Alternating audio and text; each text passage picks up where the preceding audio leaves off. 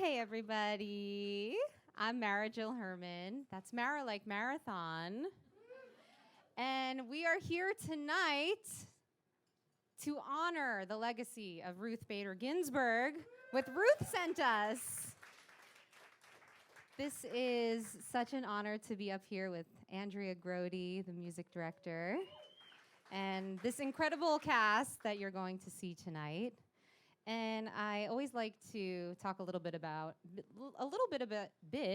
how we got here. So on June 24th of this year, when Roe was overturned, I was overcome with frustration and anger and rage. And a couple of hours later, after the news broke, I was marching in Washington Square with Krista Michelle, who's in the back, and you'll hear from her later, and Katie, who's on the live stream, and some other friends, and thousands of other people in New York City.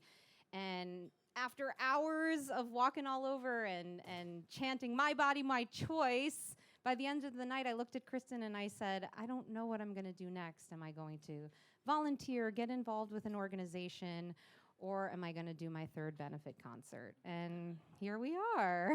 So I guess I like to turn my rage into art babies, and they manifest as benefit concerts.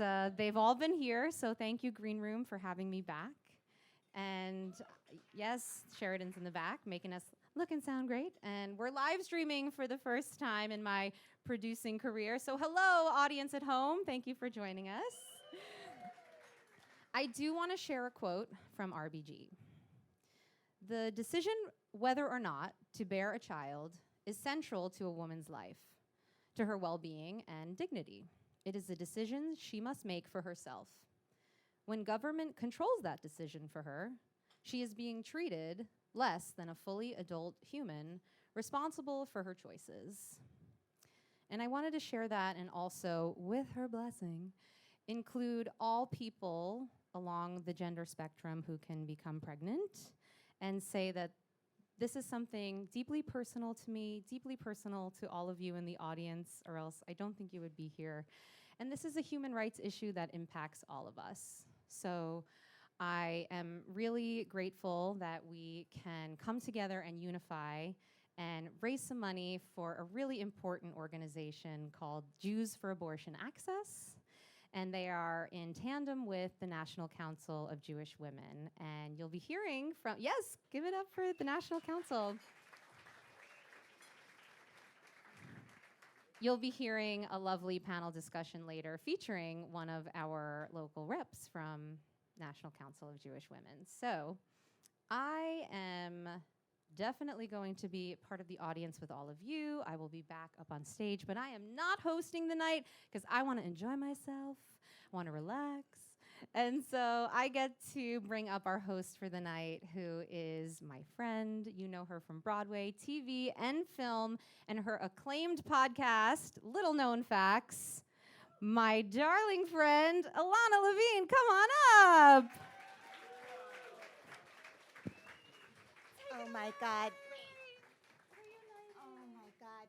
This woman is so incredible. We will have many rounds of applause tonight, but let's just take a moment to thank Mara for always bringing us together and helping us channel the things that are inside of us into art and into making a difference. So thank you.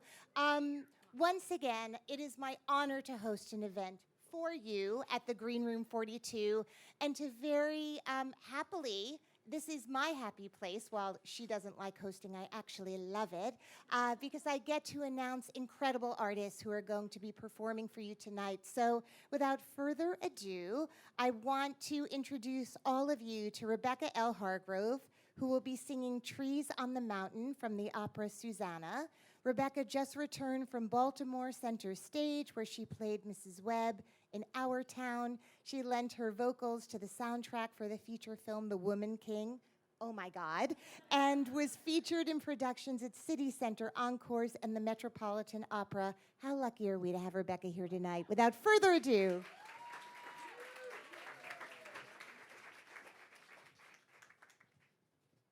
What a lovely intro.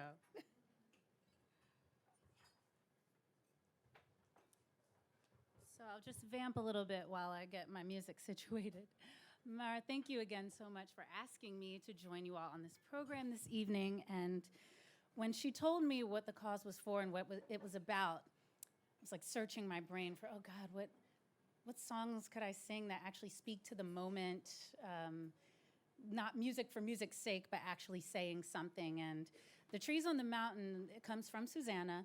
And in this opera, it's a young woman who becomes ostracized in a very backwoods community in West Virginia after she is sexually assaulted by a reverend in town. And the blame is then placed on her, the victim. And during this song, she makes the choice to run away to a new place now that she's discovered that she is pregnant. So I thought as we talk about rights and reproductive rights and making choices, Susannah here is making a choice for her own life and for her own search of freedom.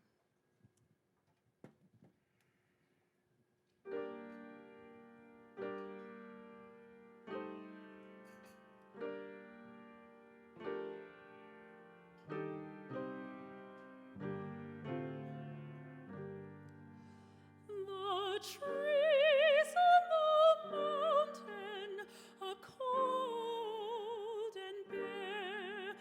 The summer's just vanished and left them there, like a false-hearted lover, just like my own, who made me love him, then left me alone. The coals on the hearth have turned gray and sere. The blue flames just vanish and